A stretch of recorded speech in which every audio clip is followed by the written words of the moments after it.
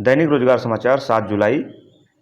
आइए हम लोग दैनिक रोजगार संबंधित जो महत्वपूर्ण खबरें हैं उनको जान लेते हैं। एसएससी वार्षिक कैलेंडर घोषित, एसएससी ने वार्षिक कैलेंडर घोषित कर दिया है। यूपीपीएससी एग्ज़ाम, अग्निवीर सूचना, आईटीआई में आवेदन शुरू हो गए हैं और यूपी बोर्ड में कंपार्टमेंट परीक्षा के फॉर्म भी शुरू हो गए हैं। डीएलएड आवेदन तिथि बढ़ी और बीएड प्रवेश परीक्षा कल थी।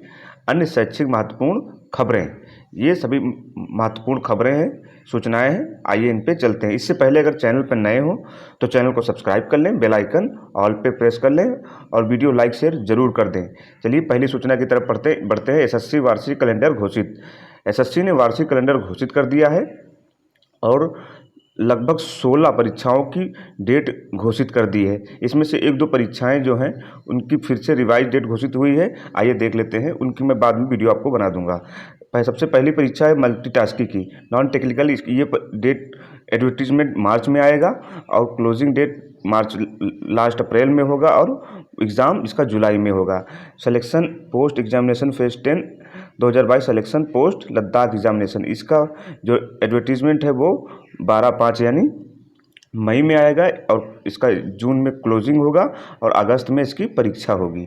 फिर ऐसे ही हेड कांस्टेबल दिल्ली पुलिस और recruitment constable Delhi police examination, ऐसे ही recruitment of head constable Delhi police examination, ऐसे जूनियर हिंदी ट्रांसलेटर एवं junior Hindi senior translator examination, sub inspector Delhi central arm police force, ये इन सभी की जो परीक्षा एडवर्टीजमेंट टाइम डेट है वो भी घोषित कर दी गई है और परीक्षा डेट भी घोषित कर दी। जैसे देख लेते हैं head constable Delhi police examination, इसका एग्जामिनेशन जो एडवर्टीजमेंट आएगा वो 5 मई को आएगा और क्लोजिंग डेट जो है इसकी 16 जून है और अक्टूबर में इसकी परीक्षा होगी।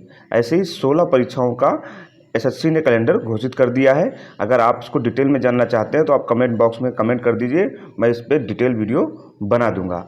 अगली दूसरी सूचना की तरफ चलते हैं। दूसरी सूचना है यूपीपीएससी एग्ज़ाम संबंधित। यूपीपीएससी एग्ज़ाम संबंधित जो सूचना है उसको देख लेते हैं। असिस्टेंट प्रोफेसर भर्ती में मांगे आवेदन। उत्तर प्रदेश लोक सेवा आयोग ने राजकीय डिग्री कॉलेज में असिस्टेंट प्रोफेसर के 16 विषयों में भर्ती के लिए 15 मार्च को आयोजित स्क्रीनिंग परीक्षा में सफल 8 गुना अभ्यर्थियों से आवेदन मांगे हैं। सचिव जगदीश के अनुसार श्रेणीवार पदों के सापेक्ष 8 गुना वेट में चयनित अभ्यर्थियों से वेबसाइट पर उपलब्ध प्रपत्रों को डाउनलोड कर और उन्हें भरकर शैक्षिक अभिलेखों एवं आरक्षण संबंधी प्रमाणपत्रों को प्रतियों के साथ 16 जुलाई शाम 5 बजे तक रजिस्टर डाक से या स्वयं उपस्थित होकर जमा कर दे। प्रमाणपत्रों के आधार पर मेरिट बनेगी और उनके अनुसार 3 गुना अभ्यर्थियों को साक्षात्कार के लिए बुलाया जाएगा। अगली सूचना है यूपीपीएससी की 13 तक आवेदन पत्र में त्रुटि संशोधन के लिए मौका दिया गया है। ये है खान निरीक्षक परीक्षा 2022।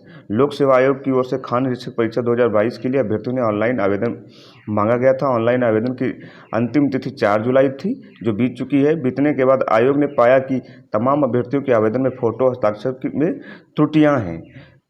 आयोग ने ऐसे अभ्यर्थियों की सूची वेबसाइट पर जारी की है जिनके फोटो व हस्ताक्षर में त्रुटि है।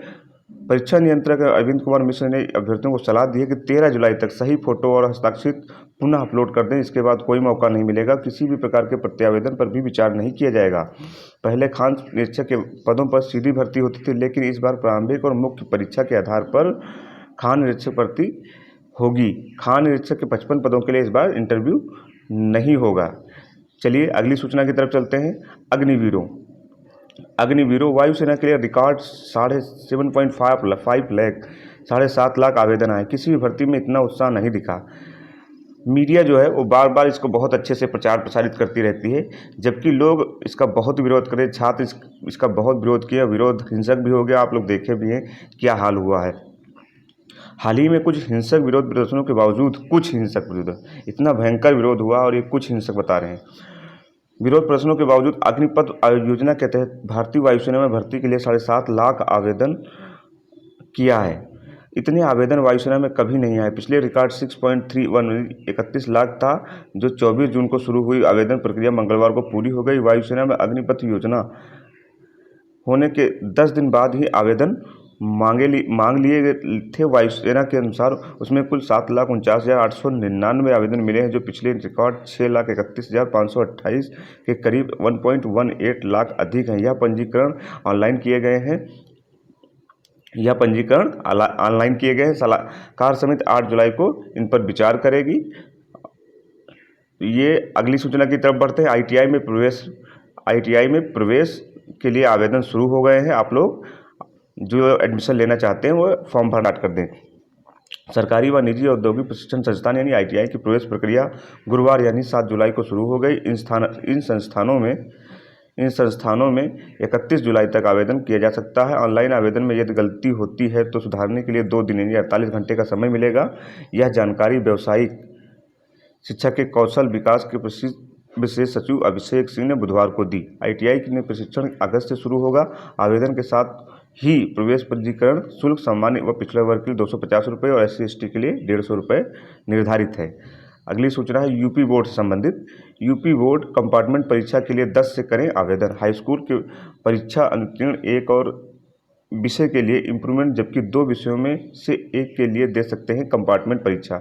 तो जो बच्चे असफल हुए हैं एक विषय में, वो अनुत्तीर्ण हो गए हैं, वो इम्प्रूवमेंट भर सकते हैं और 2 विषयों में से एक के लिए कंपार्टमेंट परीक्षा भी दे सकते हैं। इंटर में मानविक और वैज्ञानिक, वाणिज्य और किसी एक विषय की दे सकते हैं कंपार्टमेंट परीक्षा। तो आप लोग भर दें फॉर्म, अगर जो लोग अनुत्तीर्ण हो गए और कंपार्टमेंट का फॉर्म भरना चाहते हैं। अगली सूचना है, बहुत महत्वपूर्ण सूचना है। DLED में आवेदन की अंतिम तिथि 25 जुलाई बढ़ा दी गई है।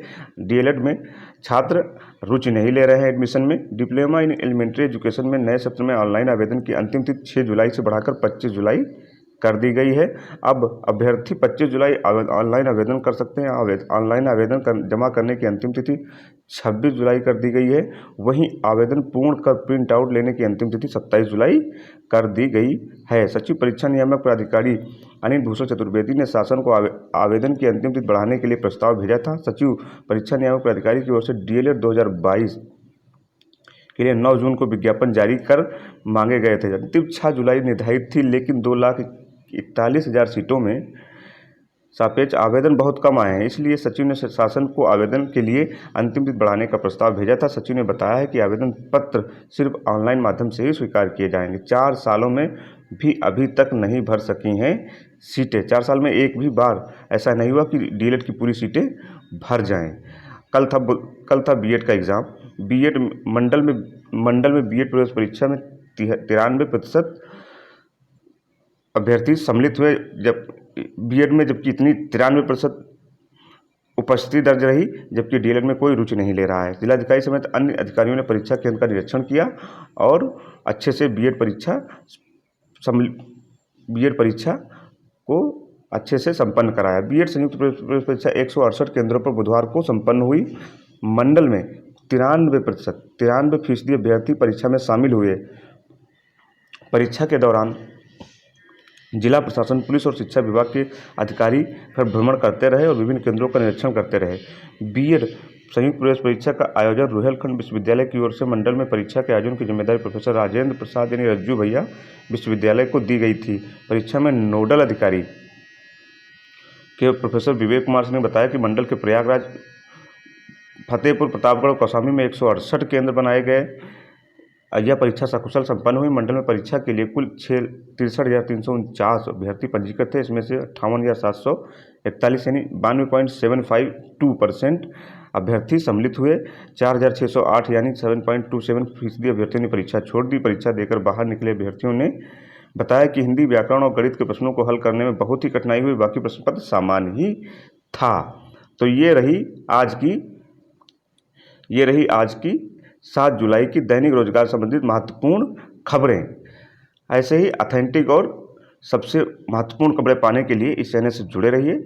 और चैनल एक बार मैं फिर से आग्रह करूंगा कि अगर आप सरकारी नौकरी या किसी रोजगार संबंधी तैयारी करते हैं तो इस चैनल के माध्यम से विभिन्न प्रकार के रोजगारों और सरकारी नौकरी के सभी रोजगारों की पल अपडेट और ऑथेंटिक रूप से सबसे पहले आपको प्रदान की जाती है। तो चैनल पर अगर नए हैं तो एक बार फिर से मैं आग्रह करूंगा, चैनल को सब्सक्राइब कर लें, बेल आइकन ऑल पे प्रेस कर लें। धन्यवाद।